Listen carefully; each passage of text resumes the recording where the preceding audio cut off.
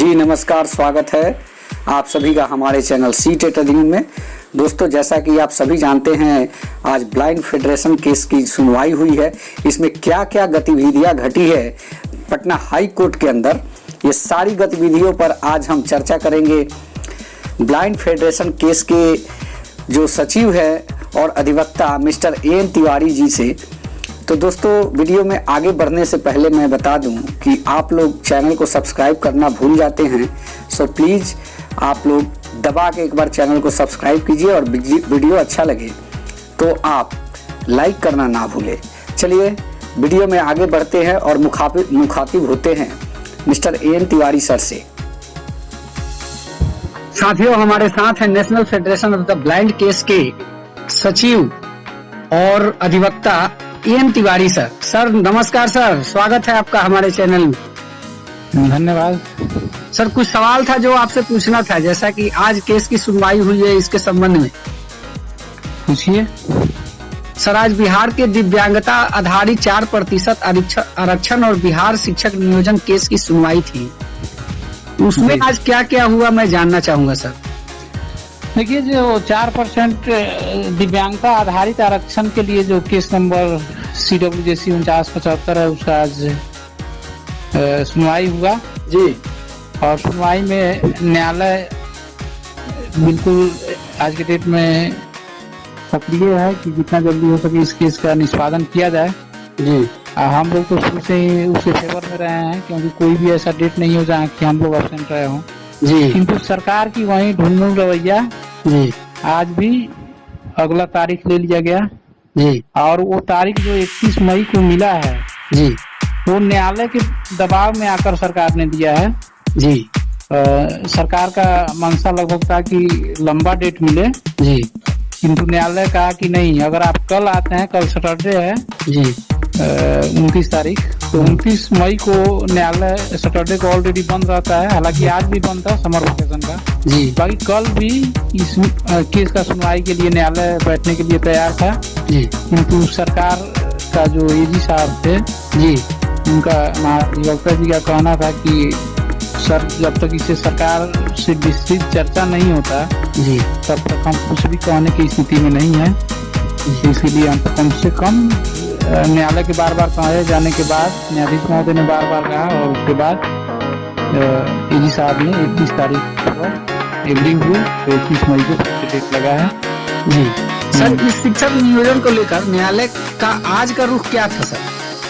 आज का रुख यही था कि जितना जल्दी हो सके इसको निष्पादित किया जाए और इनको आरक्षण भी दिया जाए जी। 4% जो इनका अधिकार है जी, समानता के अधिकार से इनको वंचित भी न किया जाए जी। यानी जो लीड के लिए दिखावा करने के लिए अभ्यर्थियों को लॉलीपॉप देने का जो प्रयास था सरकार की ओर से, तो वो समानता का अधिकार से वंचित करने का प्रयास था एक तरीके से, और अभ्यर्थियों को दिखावा या लॉलीपॉप देने का, तो दोनों बेशक रूप दिखाते हुए न्यायालय ने कहा कि नहीं, समानता के अधिकार का उल्लंघन हम नहीं कर सकते जी। हम अपने संज्ञान में रखते हुए इस मैटर को, तो इसलिए इस तरह की कोई लीव या सहूलियत नहीं मिलेगा भर्ती में जी, जो कि इनको आरक्षण बिना दिए भर्ती हो जी। और सुनवाई के लिए न्यायालय दिन को भी रात को भी जब भी चाहा जाए तब सरकार चाहे वो बैठने के लिए तैयार है। यानी कल सैटरडे को छुट्टी के दिन भी तैयार था न्यायालय, जो आप कल लेके आइए जी, नया इनको किस तरीके से आरक्षण आप दे रहे हैं इसका लेटर लेके आइए जी। बाकी एडी साहब ने उसे एक तरीके से टाल दिया, 31 मई का डेट ले लिया है। सर, शिक्षक नियोजन में आप लोगों की मांग क्या है सर, थोड़ा इसको समझाएं सर।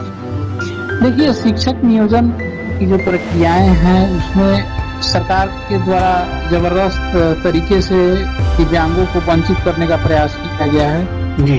इसमें देखिए, जब किसी भी विशेष वर्ग को वंचित करना होता है जी, उसे डायरेक्ट कह के भारत जैसे लोकतांत्रिक राष्ट्र में नहीं किया जा सकता, तो उसके परिणाम स्वरूप ऐसा नियमावली बनाया गया है बिहार सरकार के द्वारा शिक्षक नियोजन का, जिसमें कि दिव्यांगजनों के आरक्षण सही से इम्प्लीमेंट ही नहीं हो पाएगा पंचायत लेवल पे। जी। उसके बाद जो बचा, यानी जो आरक्षण किसी भी तरह मैनेज होकर अगर जो बच जा रहा था, यानी 4% के जगह पर 2% जो आरक्षण हमारा बच रहा था पंचायत लेवल पे भी, उसको जातिवाद यानी जाति आधारित आरक्षण जो है ST SC OBC जनरल यानी वर्टिकल रिजर्वेशन में कन्वर्ट कर दिया गया है रोस्टर का निर्माण करते वक्त जी, जिसकी वजह से हमें कुछ नहीं हाथ लग रहा है। यानी दिव्यांग बंधुओं को कोई मतलब चांस ना मात्रा है। मुश्किल से अगर 94,000 वैकेंसी में से अगर 4% के अगेंस्ट में अगर 400 भर्ती हो जाए उतना ही काफी है, ऐसा रोस्टर बनाया गया जी। और उसके बाद जो अगला क्रम रहा जी, ST SC महिला जो भी आरक्षित वर्ग है उसको भी जो हमारे दिव्यांगता आरक्षण को यानी क्षैतिज आरक्षण को जो एक तरीके से इग्नोर करने का राज्य सरकार का प्रयास रहा है या वर्टिकल रिजर्वेशन में कन्वर्ट करने का प्रयास रहा है, उसमें सभी रिजर्वेशन वाले जो वर्ग है कैटेगरी है उसको नुकसान हो रहा है जी। क्योंकि जब हमारा आरक्षण क्या किया गया है कि 1% को विजुअली इम्पेयर्ड को आरक्षण मिलना है, ब्लाइंड पर्सन को रिजर्वेशन मिलना है जी, उसको 1% जनरल में दे दिया जा रहा है, 1% ST SC में दे दिया जा रहा है, 1% OBC में दे दिया जा रहा है, जो कि संभव नहीं है। और जैसे उदाहरण के हमारे केस के ड्राफ्टिंग जो है उसमें दरभंगा जिला का रोस्टर लगाया गया है और एक जिलों का लगाया गया है, जहाँ की हमारा जिक्र ही नहीं किया गया कि दिव्यांग भी कोई कैटेगरी है, इसका जिक्र नहीं हुआ। और अगले क्रम में दिव्यांगता का जो अलग से कैटेगरी बनना चाहिए, ये सभी विसंगतियों के कारण बस अलग से कैटेगरी ही नहीं बन पाया जी। तो इतनी सारी विसंगतियां हैं जी भर्ती प्रक्रिया में हमारे रिजर्वेशन के अगेंस्ट में। सर, शिक्षक नियोजन में दिव्यांग जनों को 4% आरक्षण देने हेतु शिक्षा विभाग प्रतिबद्ध है, किंतु फिर भी आज गतिरोध कहाँ से आया जिसके कारण बस कि केस का निष्पादन नहीं हो सका? देखिए, शिक्षा विभाग की जो प्रतिबद्धता है जी, वो केवल सोशल मीडिया पे दिखाने के लिए है जी। क्योंकि जब विधानसभा का सत्र चलता है या सोशल मीडिया का बात होता है जी, जब न्यूज चैनल वाले लोग माइक ले जाकर शिक्षा मंत्री जी के पास लगा देते हैं, तो शिक्षा मंत्री जी कहते हैं कि हम ब्लाइंड फेडरेशन के सभी मांगों को मानने के लिए पूर्ण रूप से सहमत हूँ जी। फिर जब सहमत हूँ तो उसको मौखिक रूप से क्यों सहमत है शिक्षा मंत्री जी? हमको अभी तक ये समझ में नहीं आया कि इतना बड़ा जुडिशरी सिस्टम है सरकार के पास, उसी को रिटन में न्यायालय के पटल पे क्यों नहीं रख देता, ताकि न्यायालय स्टे ऑर्डर जो है उसको खत्म करके हमारे केस को डिस्क्लोज कर दे जी, शादी कर दे जी। सर, सही बात है। सर, आप लोगों को क्या लगता है कि दिव्यांग अभ्यर्थियों का अधिकार मिल पाएगा सही से? हाँ, उसके लिए जो भी कुछ करना पड़ेगा जी, National Federation of the Blind सक्षम है पूर्ण रूप से जी, जिस किसी भी हद तक जाना पड़े जाकर दिव्यांग अभ्यर्थियों को न्याय दिलाएंगे। सर, नेक्स्ट सवाल ये था सर, ब्लाइंड फेडरेशन के ऊपर कुछ समान अभ्यर्थी यह आरोप लगा रहे हैं कि ब्लाइंड फेडरेशन जानबूझकर भर्ती को फंसा रखा है, जबकि दिव्यांग को आरक्षण 4% जो है सरकार के द्वारा मिल चुका है। सर, इसके बारे में कुछ कहेंगे? हाँ, देखिए, ये जो अभ्यर्थी या जिन अभ्यर्थियों के ग्रुप के लीडर पे आरोप लगा रहा है जी, वो खुद उसका 2 कारण है जी।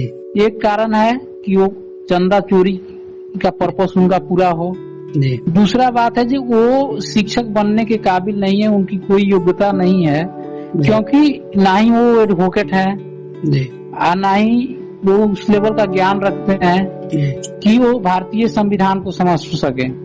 जब हाई कोर्ट इस बिंदु पर जुलाई 2020 में ही मना कर चुका है कि जो आपकी रिजर्वेशन पॉलिसी है ये गलत है, इनको 4% आरक्षण सही मायने में देना होगा, उस बात को वो ब्लाइंड फेडरेशन को आलोचना करते हैं कि कहीं ना कहीं बिहार के शिक्षा विभाग के लिए कि ऐसे शिक्षक अभ्यर्थी बन चुके हैं, ऐसे लोग समाज के शिक्षक के अभ्यर्थी बन चुके हैं कि बिहार के शिक्षा विभाग के लिए दुर्भाग्यपूर्ण स्थिति है और केवल उनका पर्पस है चंदा चोरी और चंदा चोरी कब होगा? जब अभ्यर्थियों को गुमराह करके। अब तो कल हमने सुना कुछ यूट्यूब चैनल पे जो दिव्यांग अभ्यर्थी है उन्होंने भेजा था कि कल अगस्त तक मिल जाएगा नियुक्ति पत्र। अब बताइए, अगस्त तक माने मामला कोर्ट में है, हम एक पार्टी है, एक सरकार पार्टी है, बीच में लीडरशिप को क्या हैसियत हो गई भाई कि वो अगस्त तक नियुक्ति पत्र दिलवा देगा? ये सब कहीं ना कहीं शिक्षा विभाग के लिए एक दुर्भाग्यपूर्ण स्थिति है कि ऐसे ऐसे अभ्यर्थी हैं और एक कल जाके स्कूल में शिक्षक बनेंगे और हमारे जो युवा भविष्य है, हमारे जो बच्चे हैं, उसमें आपके हमारे सबके बच्चे हो सकते हैं, उनका भविष्य चौपट होगा। सर, सभी अभ्यर्थियों को फेडरेशन की ओर से कोई विशेष संदेश देना चाहेंगे सर? ये लास्ट सवाल था मेरा। हाँ, तो देखिए, शिक्षक अभ्यर्थियों, सभी अभ्यर्थियों को, शिक्षक भर्ती के जो भी अभ्यर्थी हैं उनसे मेरा विशेष अनुरोध है कि जो भी शिक्षक के लीडरशिप हैं जी, जो कि इस तरह की अपवादित बातें करना कि भर्ती नहीं हो पाएगा, चाहे भर्ती, कुछ अभ्यर्थी लीडरशिप कहता है कि भर्ती नहीं हो पाएगा, कुछ लीडरशिप कहता है कि भर्ती हम अगस्त तक करा के नियुक्ति पत्र दिलवा दे रहे हैं। ये सब केवल चंदा चोरी का एक जरिया है। इस सभी से बचें और ब्लाइंड फेडरेशन अपने अधिकार के लिए न्यायालय का दरवाजा खटखटाया है और वो न्याय मिलेगा और उसके बाद ही भर्ती प्रक्रिया पूरी होगी। इसमें पूरा जिम्मेवारी न्यायालय को है, पटना उच्च न्यायालय का है। कब तक ये अधिकार हमें दिलाने में पटना उच्च न्यायालय एकदम एक्टिव है और सफल होता है। और ये जो अभ्यर्थी सपना देखते हैं जो केस वापस ले लीजिए, ये तो इस जीवन में संभव नहीं है। और जहां तक ये होगा कि सरकार इसी तरह ढुंढमुन रवैया अपना सकती है, तो आने वाले समय में आवश्यकता महसूस होने पे ब्लाइंड फेडरेशन दिव्यांग अभ्यर्थियों के अधिकार के लिए सुप्रीम कोर्ट का भी दरवाजा खटखटा सकता है। इसलिए ये जो झोला छाप लीडर लोग हैं जो अपने निजी स्वार्थ के लिए गुमराह करते हैं, उनके गुमराह में कभी ना आए। ओनली फॉर या तो ब्लाइंड फेडरेशन, अन्यथा सबसे उचित साधन है कि पटना उच्च न्यायालय की वेबसाइट विजिट करते रहें। जो भी कुछ होगा, अपडेट होगा पटना हाई कोर्ट के वेबसाइट पे और उन्हें सही जानकारी मिलेगी, वहीं से भर्ती का रास्ता साफ होने वाला है। जी, धन्यवाद सर, जो आपने बेशकीमती समय को निकाला, इसके लिए बहुत बहुत धन्यवाद सर आपका। धन्यवाद आपको भी।